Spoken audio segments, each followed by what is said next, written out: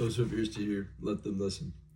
His divine power has given us everything we need for a godly life through our knowledge of Him who called us by His glory and goodness. Through these, He has given us every great and precious promise, so that through them we might participate in divine nature, having established escape the corruption in the world caused by evil desires. For this very reason, make every effort to add your faith goodness, and goodness knowledge, and knowledge self-control, and self-control perseverance, and perseverance godliness, and to godliness mutual affection, and to mutual affection love. For if you possess these qualities in increasing measures, they will keep you from being ineffective, and unproductive in your knowledge of our Lord Jesus Christ. But whoever does not have them is nearsighted and blind, forgetting that they have been cleansed from their past sins. All right, so lukewarm Christians. So often we think of them as people who continue to fall into habitual sin despite pursuing Jesus, and we judge them. But that's not right, because oftentimes those people are trying harder and pursuing God harder than anybody else because they realize how flawed they are.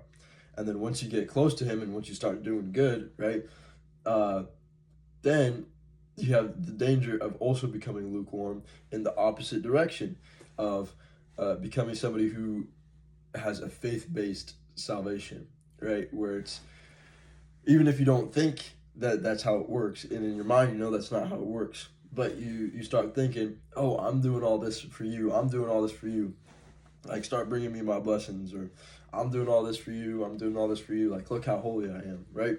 Even if you don't say that out loud, most of us wouldn't, we still would long for that, or still would like try to go out of our way to be seen like the Pharisees with their long prayers, and I'm in the middle of the courtyard and praying for everyone to hear, and trying to draw attention to yourself.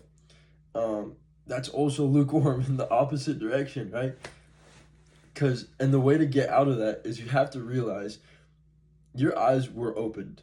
You didn't open your own eyes. God came and found you. You didn't go find God. It was all part of His plan, right? He is in everything, right? Why does in the Old Testament, why does God punish kings? Because they become prideful. And yes, we may not be kings, but we're in the kingdom of heaven. So do not become prideful in anything, right? Because it's a blessing that your eyes are open. And who are we to, as believers with our eyes open, who are we to have sight and ears when others don't? Like, right? Like, it's nothing. We are extremely blessed, right? And we should see it as that way and help others, right? Because what's the greatest commandment? It's to love. And that's the final result of what happens when you're using your self-control, what happens when you're pursuing God, right? Love everyone, and treat them as you would want them to treat you, right? And don't expect anything in return whatsoever, because you will get in return from God. Don't expect gratification or thankfulness or anything from man. Anything that you get from man is nothing, right?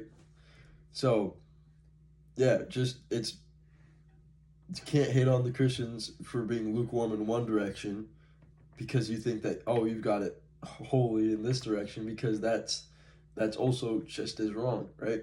I've been hearing so much from God. You can't choose a side. You got to just be down the middle, right?